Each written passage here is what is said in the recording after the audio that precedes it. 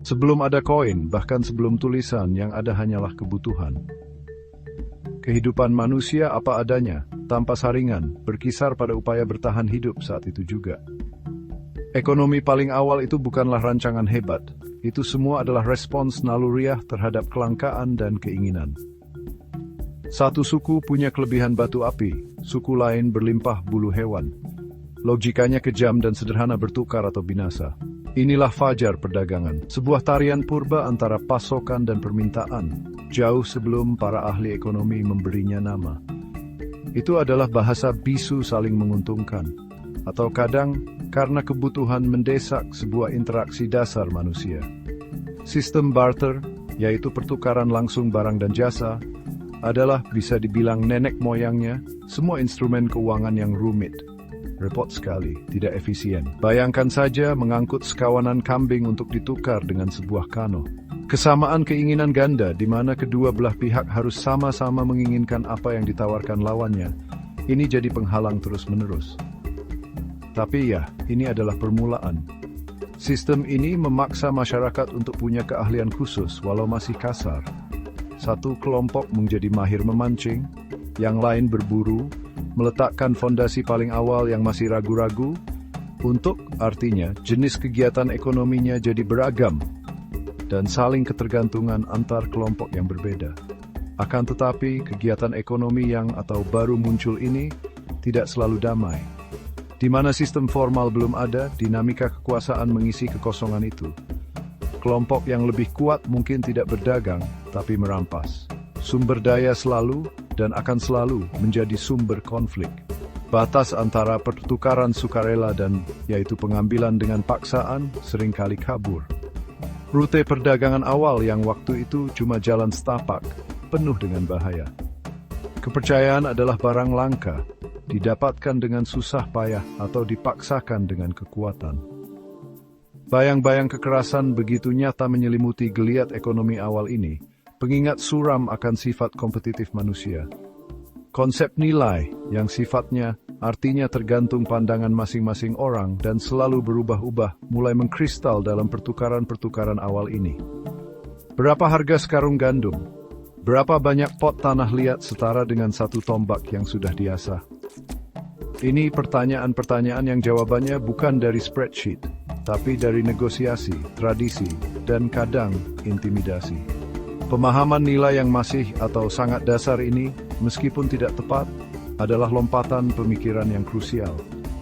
Ini membuka jalan bagi bentuk pertukaran yang lebih canggih, untuk alat tukar, dan pada akhirnya untuk gagasan tentang uang itu sendiri. The Somme of Pres Réglate to Wimbledon Prefret. Mesopotamia, negeri di antara dua sungai, menjadi atau tempat ujian dan perkembangan awal inovasi ekonomi. Bangsa Sumeria, Assyria, dan Babilonia bukan hanya pejuang dan pembangun, mereka adalah akuntan perintis. Loh-loh tanah liat bertuliskan paku, ukiran rumit yang ditekan ke tanah liat itu, bukan cuma untuk himne atau titah raja. Banyak di antaranya adalah buku besar. Mereka mencatat utang, kontrak, dan pergerakan barang seperti gandum dan perak. Shekel, yang awalnya satuan berat untuk jelai, berkembang menjadi cikal bakal mata uang. Di sini, kita melihat bentuk-bentuk atau bentuk paling awal, seperti janin dari kredit dan pencatatan yang canggih, penting bagi ekonomi yang sedang agar bisa tumbuh melampaui barter sederhana. Mesir, anugerah Sungai Nil, menyajikan model organisasi ekonomi kuno yang berbeda. Firaun, seorang raja dewa, menguasai sumber daya yang sangat besar. Ekonominya sebagian besar terpusat, sebuah di mana negara mengatur segalanya, yang diarahkan untuk proyek-proyek megah, piramida, kuil, dan sistem irigasi yang rumit. Gandum berfungsi sebagai penyimpan nilai utama dan alat tukar. Lumbung-lumbung raksasa menyimpan kekayaan negara sebagai cadangan menghadapi kelaparan, tapi juga sebagai alat kekuasaan negara. Organisasi yang sangat teliti yang dibutuhkan untuk proyek seperti piramida Giza menunjukkan adanya mesin ekonomi yang canggih, meskipun dikendalikan negara yang mampu mengerahkan tenaga kerja dan sumber daya yang luar biasa besar. Arus bawah yang kelam dari ekonomi-ekonomi kuno ini sangat terasa. Di Mesopotamia, utang bisa membawa kehancuran. Bahkan, sebuah kenyataan pahit di mana individu atau keluarga dipaksa menjadi budak untuk membayar kewajiban. Kitab-kitab hukum seperti milik Hammurabi mencoba mengatur ini, tapi kerentanan mereka yang berutang sangat jelas. Begitu pula, pencapaian monumental Mesir dibangun di atas punggung tenaga kerja yang sangat besar, banyak di antaranya, atau kerja paksa. Batas antara kewajiban warga negara dan eksploitasi terang-terangan sangat tipis. Bukti kenyataan pahit zaman itu dan kekuasaan yang dipegang oleh para elit penguasa.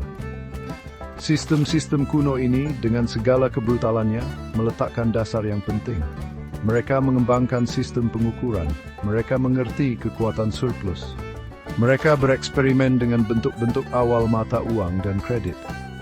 Tokoh-tokoh seperti Hammurabi, meskipun utamanya pembuat hukum, membentuk interaksi ekonomi melalui dekret-dekret mereka, menetapkan aturan untuk perdagangan dan kepemilikan. Inovasi Mesopotamia dan Mesir adalah fundamental. DNA ekonomi mereka diwariskan selama ribuan tahun, mempengaruhi praktik komersial peradaban dan kerajaan berikutnya di seluruh dunia. Sekarang ini Wilbert Jake Scheme become Rex.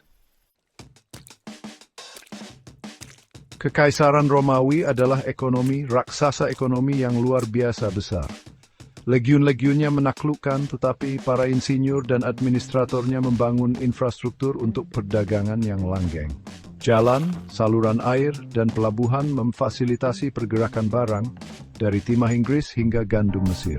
Mata uang bersama, denarius, menyederhanakan transaksi di wilayah-wilayah yang luas dan beragam. Perpajakan yang diorganisir dengan cermat, mendanai negara dan tentaranya. Perkebunan pertanian besar yang disebut sering dikerjakan oleh tenaga kerja budak, menghasilkan surplus yang memberi makan kota-kota dan mendorong perdagangan. Kekuatan ekonomi Roma adalah landasan mereka yang abadi, yaitu dominasi mereka atas dunia Mediterania. Namun kekuatan ekonomi Roma menyembunyikan kelemahan yang mendalam. Ketergantungannya pada tenaga kerja budak menghambat inovasi dan menciptakan ketidaksetaraan sosial yang besar. Kebutuhan terus-menerus untuk mendanai militer dan birokrasi raksasanya menyebabkan mata uangnya.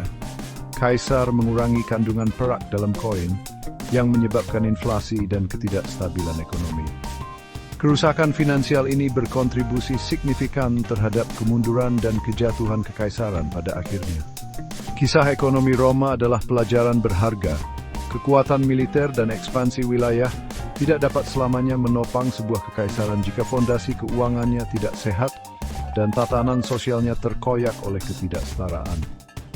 Berabad-abad kemudian, jenis kekaisaran yang berbeda mengubah perdagangan Eurasia ke Kekaisaran Mongol. Genghis Khan dan para penerusnya, melalui penaklukan brutal, membentuk kekaisaran darat bersambung terbesar dalam sejarah. Penyatuan ini yang secara bertentangan namun nyata lahir dari kekerasan menciptakan sebuah periode perdamaian relatif yang menghidupkan kembali jalur sutra. Perdagangan berkembang pesat. Para pedagang seperti Marco Polo bepergian dengan keamanan yang lebih besar. Bangsa Mongol mendirikan sistem YAM, jaringan pos dan pasokan canggih yang memfasilitasi komunikasi dan perdagangan di seluruh wilayah kekuasaan mereka yang luas, memastikan perjalanan cepat bagi utusan resmi dan barang berharga. Mesin ekonomi Mongol bagaimanapun utamanya bersifat artinya lebih banyak mengambil daripada menghasilkan. Kekayaan mereka berasal dari upeti dan rampasan perang. Meskipun mereka memfasilitasi perdagangan, metode mereka seringkali kejam. Kota-kota yang melawan diratakan dengan tanah, penduduknya dibantai. Guncangan awal penaklukan mereka menghancurkan banyak ekonomi regional. Sistem mereka, walau untuk sementara waktu mendorong perdagangan jarak jauh, tidak memiliki pengembangan produktif internal seperti yang terlihat di kekaisaran lain. Bangsa Mongol adalah fasilitator pertukaran, tetapi warisan ekonomi mereka selamanya diwarnai oleh darah penaklukan mereka dan ketakutan yang mereka tanamkan di berbagai benua. Akhir abad ke-15 melepaskan gelombang perubahan besar. Para pelaut Eropa didorong oleh campuran kuat antara keserakahan, semangat keagamaan, dan ambisi nasional yang atau baru tumbuh mencari rute laut baru menuju kekayaan timur. Tokoh-tokoh seperti Christopher Columbus di bawah Spanyol, artinya dukungan dan pendanaan, dan Vasco da Gama yang berlayar untuk Portugal, tanpa sadar menggambar ulang peta ekonomi dunia. Pelayaran mereka bukan sekadar petualangan, itu adalah usaha komersial yang diperhitungkan. Mereka mencari rempah-rempah, emas, dan tanah baru untuk diklaim, menandai era interaksi global yang belum pernah terjadi sebelumnya dan tak terhindarkan eksploitasi. Zaman penjelajahan ini memicu pertukaran Columbus, sebuah transfer besar-besaran tanaman, budaya, populasi manusia, teknologi, penyakit, dan gagasan antara benua Amerika, Afrika Barat, dan dunia lama.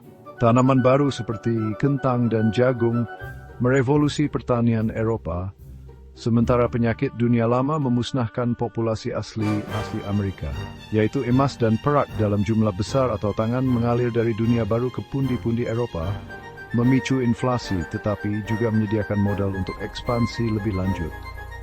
Gelombang masuk kekayaan ini meletakkan dasar bagi ekonomi Eropa, atau kebangkitan dan dominasi, sebuah pergeseran dengan konsekuensi global yang mendalam dan abadi.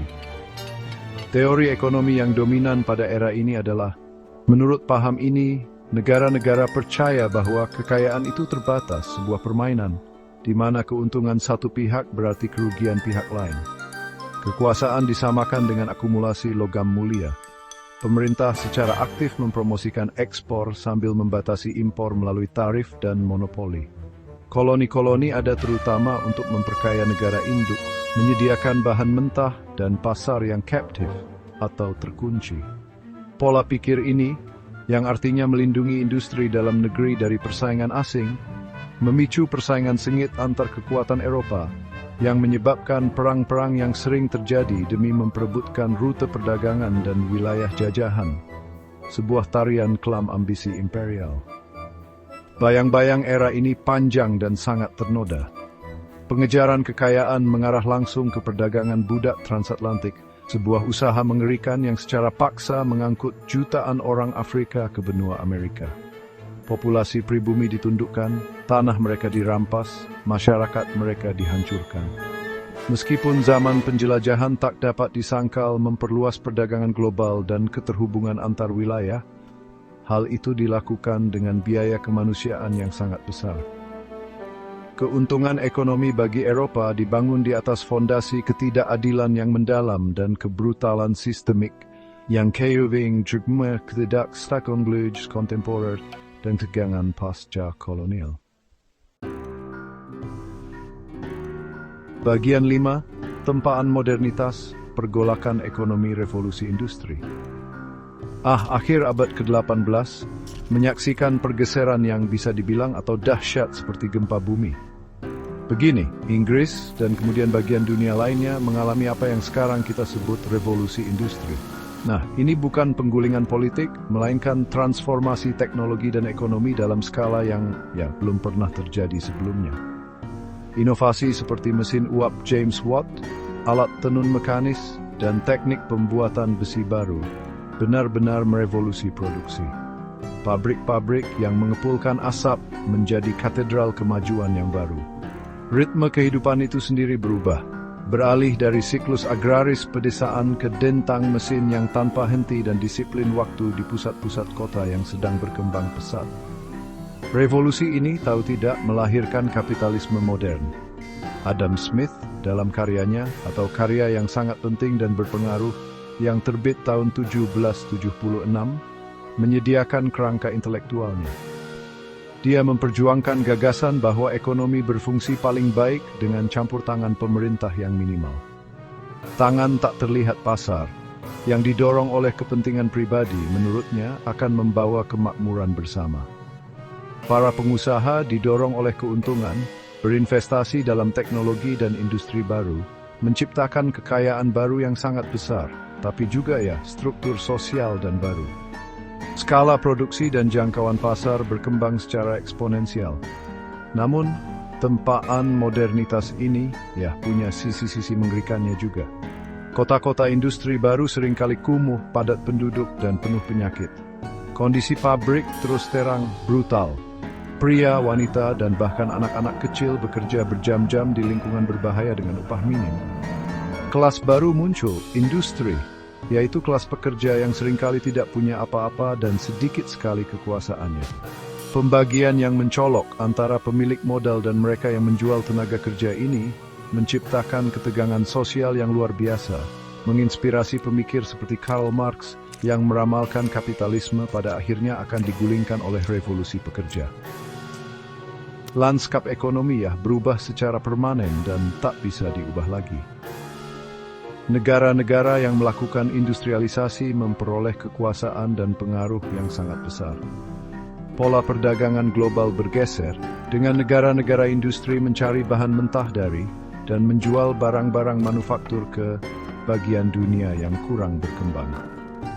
Ini seringkali memperkuat hubungan kolonial atau menciptakan bentuk-bentuk baru ketergantungan ekonomi. Pengejaran sumber daya dan pasar ini mengintensifkan persaingan imperial. Revolusi industri adalah pedang bermata dua. Ia membawa kemajuan material yang belum pernah terjadi sebelumnya bagi sebagian orang, tetapi juga terasing luar biasa, dan dislokasi sosial atau gunaan dan perubahan sosial bagi bank orang lain untuk kembali baik dengan cara yang masih terasa. Bagian 6, gema keputusasaan, depresi hebat dan bayangannya yang tak kunjung hilang. Era 20-an yang gemilang berakhir bukan dengan bisikan, tapi dengan benturan yang memekakkan telinga. Oktober 1929, Wall Street, panik. Ledakan pasar saham menandai dimulainya depresi hebat, krisis ekonomi paling parah dalam sejarah modern. Kekayaan lenyap dalam semalam, bank-bank runtuh seperti domino, membawa serta tabungan orang-orang biasa. Pabrik-pabrik terdiam. Pengangguran melonjak ke tingkat bencana, menjerumuskan jutaan orang ke dalam kemiskinan dan keputusasaan. Janji kemakmuran abadi yang gemerlap, yang begitu kuat didukti hanya ilusi yang rapuh. Depresi ini tidak terbatas di Amerika. Ini adalah global, sebuah krisis ekonomi yang menyebar dengan cepat dari satu pasar ke pasar lainnya. Perdagangan internasional anjlok ketika negara-negara mendirikan penghalang kebijakan untuk melindungi industri dalam negeri, seperti tarif Smoot-Hawley yang terkenal di Amerika Serikat, dalam upaya putus asa dan salah arah untuk melindungi industri domestik mereka. Ini justru memperburuk kemerosotan, menciptakan lingkaran setan berupa penurunan permintaan dan penyusutan produksi. Jaringan rumit pinjaman internasional dan pembayaran atau ganti rugi perang dari Perang Dunia I terkoyak lalu putus, memperdalam krisis di seluruh Eropa, terutama di Jerman. Respons intelektual terhadap bencana ini datang dari tokoh-tokoh seperti John Maynard Keynes. Dia menantang ekonomi klasik atau pandangan mapan saat itu bahwa pasar akan memperbaiki dirinya sendiri. Dalamnya, Keynes berpendapat perlunya intervensi aktif pemerintah. Selama krisis, pemerintah harus meningkatkan pengeluaran, bahkan jika itu berarti mengalami defisit, untuk merangsang permintaan dan menciptakan lapangan kerja. Pandangan ini sangat mempengaruhi kebijakan ekonomi selama beberapa dekade, membenarkan proyek-proyek pekerjaan umum dan jaring pengaman sosial. Ini menandai pergeseran signifikan dari kapitalisme murni menuju ekonomi campuran. Biaya kemanusiaan dari depresi ini sangat besar. Di luar kesulitan material, kelaparan, tunawisma, ada dampak psikologis yang mendalam. Ini menghancurkan kepercayaan pada institusi yang ada dan memicu kerusuhan sosial. Di banyak negara, keputusasaan ekonomi ini berkontribusi pada munculnya ideologi politik ekstremis, baik dari sayap kiri jauh maupun, yang lebih mengerikan, sayap kanan jauh. Pencarian putus asa akan solusi dan kambing hitam membuka jalan bagi rezim otoriter dan, pada akhirnya, memainkan peran penting dalam perjalanan menuju Perang Dunia Kedua. Bayangan depresi memang panjang dan kelam, Bes. Bagian 7, Phoenix Pasca Perang, bangkitnya raksasa ekonomi baru. Dari abu Perang Dunia II, sebuah tatanan ekonomi global baru berjuang untuk lahir. pada tahun 1944 adalah momen penting. Para arsiteknya, yang trauma oleh depresi dan perang, berusaha menciptakan kerangka kerja untuk stabilitas dan pertumbuhan. Dana Moneter Internasional atau IMF didirikan untuk mempromosikan kerjasama moneter dan nilai tukar yang stabil. Bank Dunia diciptakan untuk membiayai rekonstruksi dan pembangunan. Dolar AS yang dipatok ke emas menjadi mata uang cadangan utama dunia, memperkuat ekonomi Amerika atau dominasi penuh di era pasca perang. Tahun-tahun segera setelah perang menyaksikan pemulihan ekonomi yang luar biasa, terutama di Eropa Barat dan Jepang. Sebuah program bantuan besar-besaran Amerika menyuntikkan modal vital ke ekonomi Eropa yang hancur karena perang mendorong rekonstruksi dan mencegah kembalinya kekacauan atau pergeseran ke arah komunisme. Jepang, di bawah pendudukan dan bimbingan Amerika, mengubah dirinya dari kekaisaran militeristik menjadi raksasa industri berorientasi ekspor.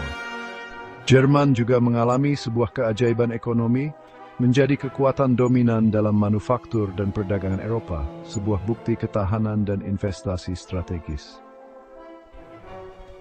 Periode ini bukannya tanpa perhitungan suramnya sendiri. Perang Dingin menebarkan bayangan panjang, membagi dunia menjadi dua blok ekonomi dan ideologi yang bersaing. Amerika Serikat dan Uni Soviet menggelontorkan sumber daya besar ke dalam kompleks industri militer mereka dan bersaing memperebutkan pengaruh di negara berkembang, seringkali melalui perang proksi dan paksaan ekonomi. Sementara beberapa negara berkembang pesat, banyak negara yang baru merdeka di Asia dan Afrika menemukan diri mereka terjebak dalam pergulatan adidaya ini. Pembangunan ekonomi mereka sering terhambat oleh campur tangan eksternal atau penerapan syarat perdagangan yang tidak menguntungkan, sebuah bentuk halus dari atau penjajahan gaya baru. Bangkitnya raksasa-raksasa ekonomi baru ini, terutama Jerman dan Jepang, membentuk kembali perdagangan dan persaingan global. Fokus mereka pada manufaktur berkualitas tinggi, inovasi teknologi, dan pertumbuhan yang didorong ekspor menantang kekuatan industri yang sudah mapan. Era ini juga menyaksikan pembongkaran bertahap kerajaan-kerajaan kolonial yang mengarah pada munculnya puluhan negara baru, masing-masing mencari jalannya sendiri menuju pembangunan ekonomi. Ledakan ekonomi pasca perang, meskipun transformatif, juga menabur benih-benih tantangan di masa depan. Termasuk meningkatnya ketidakseimbangan perdagangan dan akhir tekanan pada sistem Bretton Woods itu sendiri. Bagian 8, arus kontemporer menjelajahi labirin ekonomi global saat ini. Akhir abad ke-20 dan abad ke-21 dan percepatan globalisasi. Runtuhnya tembok Berlin dan bubarnya Uni Soviet seolah menandai era baru kemakmuran yang didorong pasar. Kemajuan teknologi, terutama internet dan komunikasi digital, secara dramatis menurunkan biaya transaksi dan menghubungkan ekonomi dengan cara yang belum pernah ada sebelumnya. Modal, barang, dan informasi mengalir melintasi perbatasan dengan semakin mudah. Era ini menyaksikan kebangkitan ekonomi Tiongkok yang dramatis, yang merangkul reformasi pasar dan menjadi pabrik dunia, mengangkat ratusan juta orang dari kemiskinan dan secara fundamental mengubah dinamika kekuatan ekonomi global. Namun, ini atau globalisasi yang sangat cepat dan mendalam bukannya tanpa bahaya. Ekonomi, yaitu meningkatnya peran motif keuangan, pasar keuangan, aktor keuangan, dan lembaga keuangan menyebabkan kompleksitas yang lebih besar dan bentuk-bentuk baru, yaitu risiko yang dapat meruntuhkan seluruh sistem. Proliferasi instrumen keuangan yang kompleks, seperti produk keuangan turunan yang rumit, menciptakan sistem yang hanya sedikit dipahami orang. Krisis keuangan global tahun 2008, yang dipicu oleh runtuhnya pasar perumahan AS, mengungkap kerentanan mendalam dalam sistem yang saling terhubung ini. Penularannya menyebar dengan cepat, menjerumuskan dunia ke dalam resesi parah, dan membutuhkan dana talangan besar-besaran dari pemerintah untuk mencegah kehancuran total. Dampak krisis 2008 mengungkapkan keretakan yang dalam. Ketimpangan pendapatan yang telah meningkat selama beberapa dekade di banyak negara maju menjadi isu politik yang lebih kuat. Upah yang stagnan bagi banyak orang, sementara kaum kaya meraup keuntungan dari globalisasi, memicu ketidakpuasan publik dan reaksi keras terhadap apa yang dianggap sebagai ekses atau tindakan berlebihan dari elit keuangan. Krisis atau meletus di Eropa, terutama di Yunani, menguji kekompakan zona euro. Kegagalan globalisasi yang dirasakan berkontribusi pada meningkatnya paham yang mengutamakan rakyat jelata melawan elit dan di berbagai belahan dunia menantang konsensus pasca Perang Dingin. Hari ini, di tahun 2025, ekonomi global menjelajahi labirin yang kompleks dan tidak pasti. Munculnya kekuatan ekonomi baru seperti India dan Brazil di samping Tiongkok terus menggeser keseimbangan pengaruh global. Namun, ketegangan geopolitik, sengketa perdagangan, dan dampak berkepanjangan dari pandemi COVID-19 telah menimbulkan friksi-friksi baru. Perdebatan sengit terjadi tentang masa depan globalisasi itu sendiri. Akankah ia melanjutkan perjalanannya yang tanpa henti? Atau apakah kita memasuki era yang ditandai dengan pemulangan industri ke negara asal, proteksionisme, dan penekanan yang lebih besar pada keamanan ekonomi nasional? Jalan di depan masih jauh dari jelas. Bagian 9. Perbatasan masa depan, tantangan dan peluang dalam ekonomi global per tahun 2025. Saat kita berdiri di pertengahan tahun 2025, ekonomi global menghadapi atau pertemuan berbagai tantangan besar. Perubahan iklim bukan lagi ancaman di kejauhan tetapi kenyataan ekonomi yang mendesak. Peristiwa cuaca ekstrem mengganggu rantai pasok, merusak infrastruktur, dan mengancam hasil pertanian. Transisi ke ekonomi hijau, meskipun menawarkan peluang besar untuk inovasi dan investasi dalam energi terbarukan dan teknologi berkelanjutan, juga menghadirkan biaya signifikan dan dilema kebijakan yang kompleks.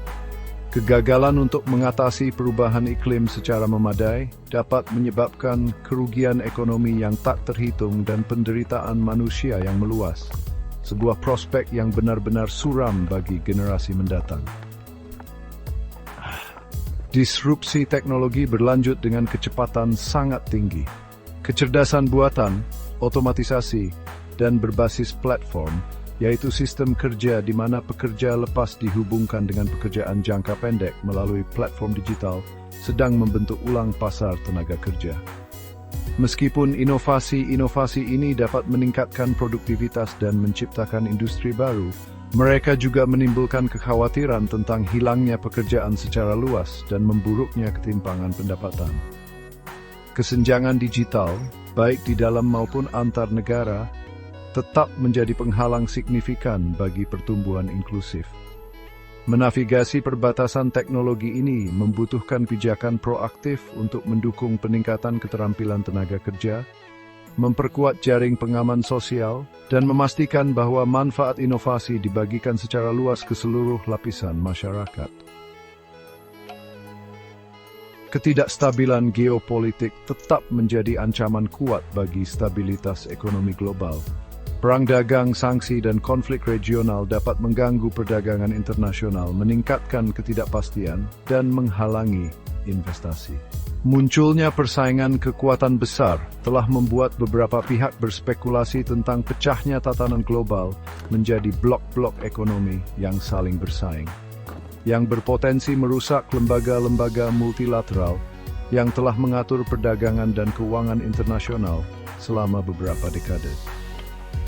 Pengejaran atau swasembada ekonomi, di mana negara berusaha memenuhi kebutuhannya sendiri oleh beberapa negara, meskipun dapat dimengerti di dunia yang bergejolak, pada akhirnya dapat mengurangi efisiensi dan kemakmuran global jika dilakukan secara ekstrem. Namun, di tengah tantangan-tantangan berat ini, peluang tetap ada. Kecerdikan manusia tetap menjadi kekuatan yang dahsyat. Kerjasama internasional, meskipun saat ini tegang, sangat penting untuk mengatasi masalah global seperti pandemi, perubahan iklim, dan ketidakstabilan keuangan. Integrasi pasar negara berkembang yang berkelanjutan ke dalam ekonomi global terus membuka potensi manusia yang besar dan menciptakan sumber permintaan baru. Pertanyaan krusial untuk dekade mendatang adalah apakah umat manusia dapat mengumpulkan kearifan kolektif dan kemauan politik untuk mengarungi perairan berbahaya ini, membina ekonomi global yang tidak hanya makmur, tetapi juga adil dan berkelanjutan untuk semua. Alternatifnya adalah jalan yang jauh lebih kelam.